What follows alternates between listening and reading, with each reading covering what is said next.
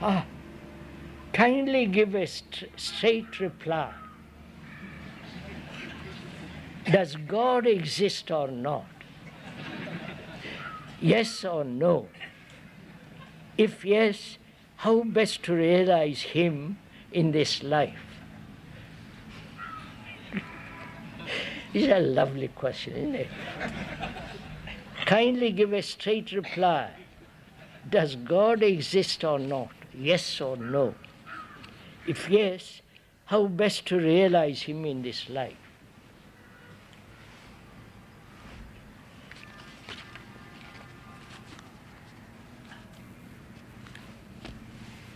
Man, throughout history, from the ancient Greeks, from the ancient Sumerians, have this idea of God. Right?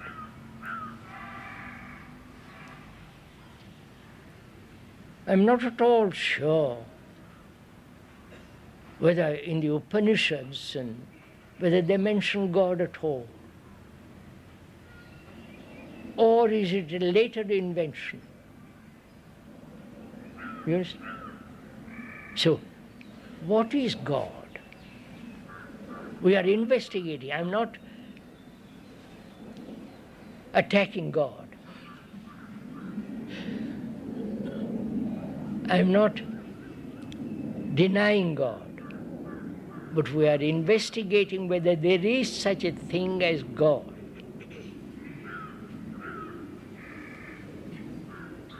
Who invented God? Did God invent us? Did God create us? Right? God, who is omnipotent, omniscient, eternal, merciful, justice, all goodness. Right?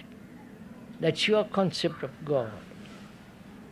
And if you say He has created us, then we are part of His image. We are part of Him.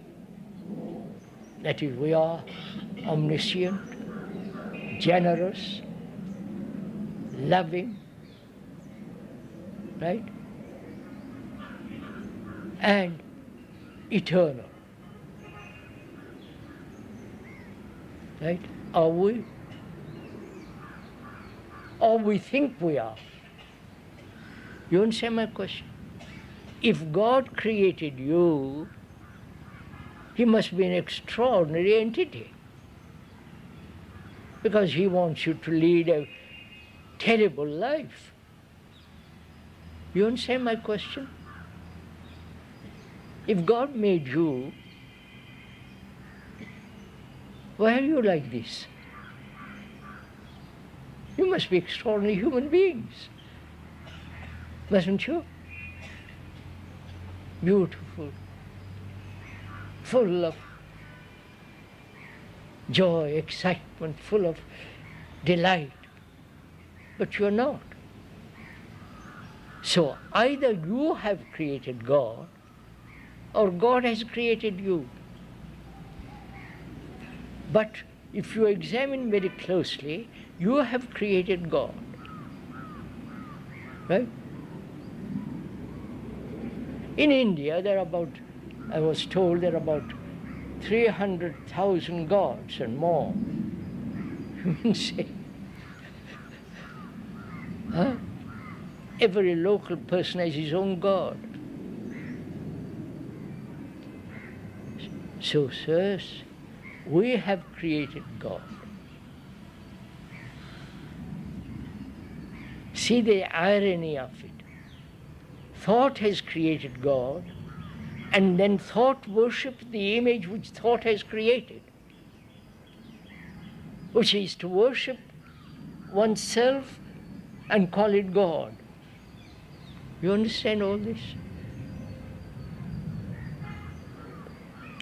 The better part of you is God, right?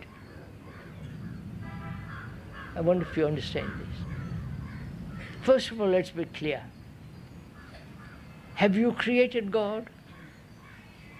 the local gods round the corner, or the local god in Rome or in Tirupati or wherever. You have created them, haven't you? Huh? You're so very uncertain, aren't you? So frightened. If you say we have created, then you are scared stiff, because you have created out of your fear that. Out of your fear, you want security, right? You want safety. You want to feel there is somebody looking after you. Because you are afraid, you follow? So you create that and then worship that. Just see what you are doing. Going to Tirupati and putting all your money in the bag. Do you think God wants your money? So look at it all. You have nothing but to offer but money. Garlands, prostrations, rituals, right? You have nothing else to offer. Have you realized the tragedy of this earth?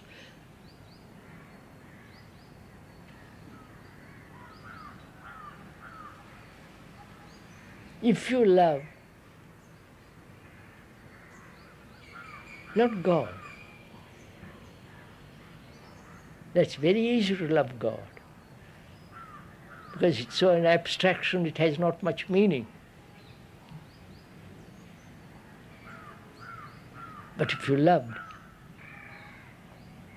that very love is God, that very love is sacred. You won't go outside to look for God. You understand all this earth? And the questioner wants to know, if I believe in God, I don't.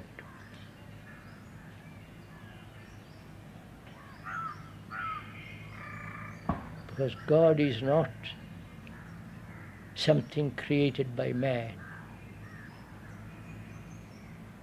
There is such thing as eternity, which is to be outside of time. Yes, sir? For that you must have a mind, a heart that is completely free from all the burdens of life. Right?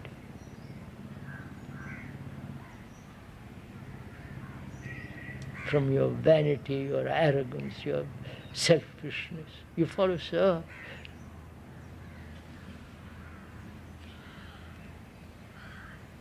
And we say, well, I'm not capable of it. Tell us what to do. You're back in the cycle. Somebody to tell you what to do.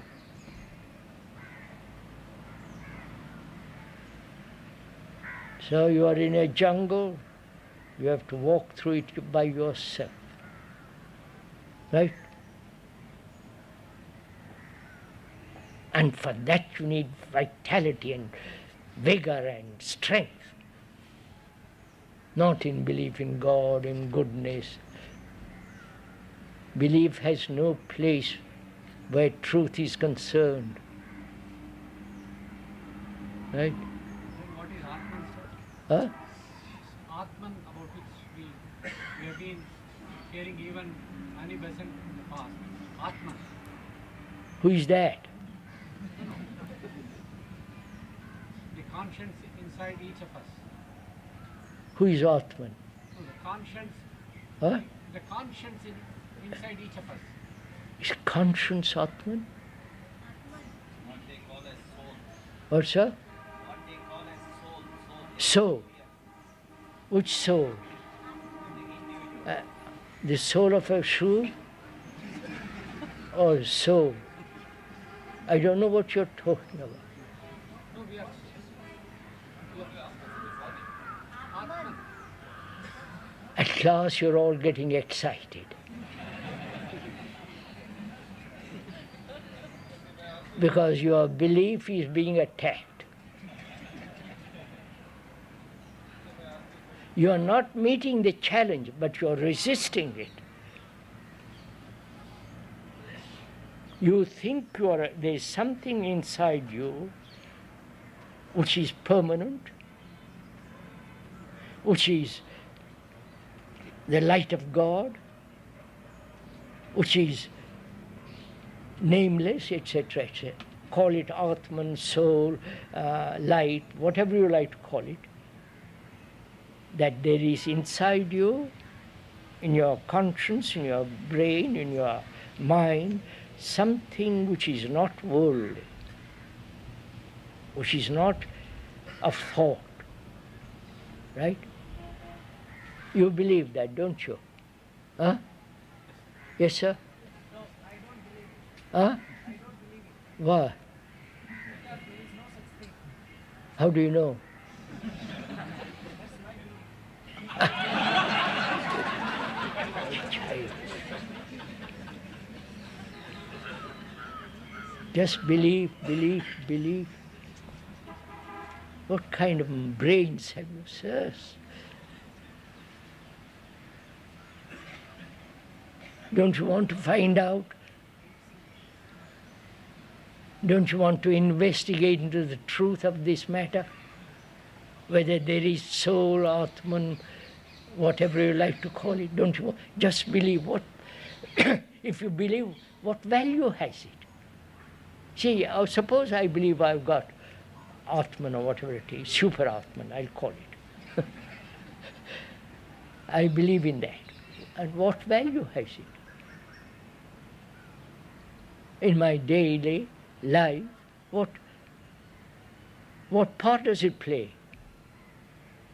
I'm miserable, I'm confused, I'm lonely, anxious, in agony. What's the point of my having a belief in Atman?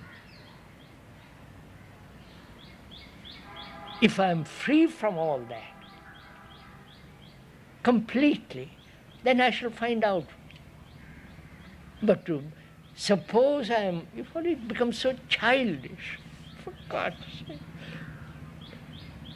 And we're all grown-up people. Jobs, children, wives.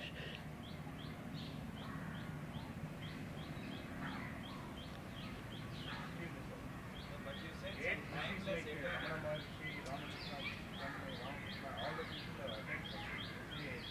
to attain something, it requires ages. You can just by enthusiasm, just like that, you cannot understand what is all the concept. Oh, Because you what? have to dedicate yourself. What's I don't understand your say. What is it? So many great people, Ramana Maharshi and who? Ramakrishna, What? Oh. All right, sir. What about them? right? What about them? So they lived a simple life and they advocated something, and you dedicate yourself and detach yourself from the mundane type of life, then only you will attain something. Because we are being in this mundane, it's a disturbed world. Is it possible to not to believe that unless we implement it, we can attain something? So being in a disturbed world, I think we are just believing each and other going in a superficial ways and different ways and this way and that way. All the people, the real religion says you really discover yourself. Sir, would you forget all these people? Including Ramana Maharshi, what if the other gentleman was? Would you forget them? What value has their life to you? You have your life to live, not their life. God, what kind? And when the people say they have attained, what have they attained? How do you know? You also said there's some timeless eternity. Ah, I have said it, sir. Don't believe it.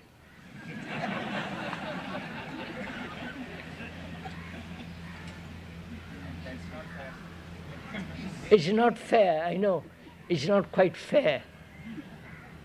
But sir, just listen.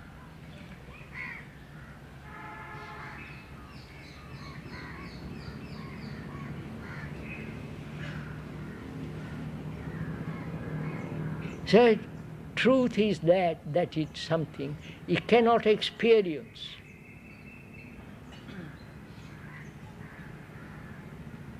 It cannot be told to you. Word is not that. But if you live on words, it's that. You understand?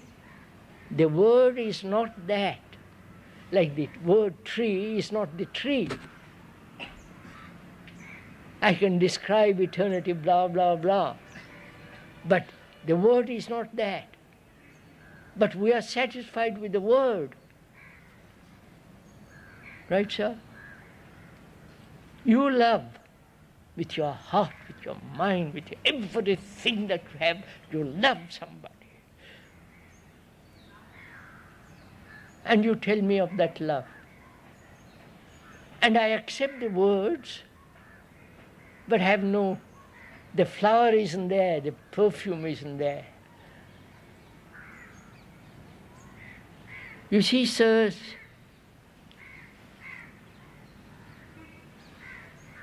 you have leaders, religious leaders and political leaders.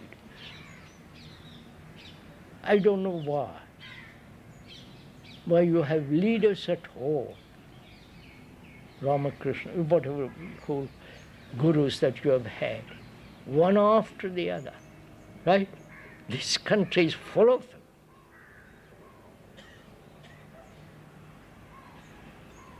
And why do you follow? You understand?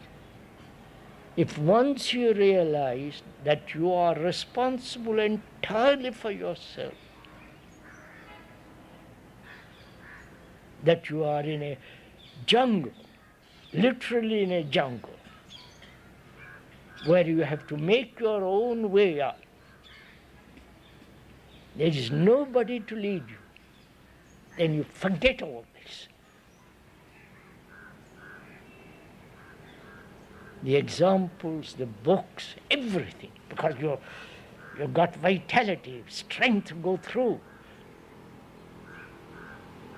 But the moment you depend on leaders, you become weak.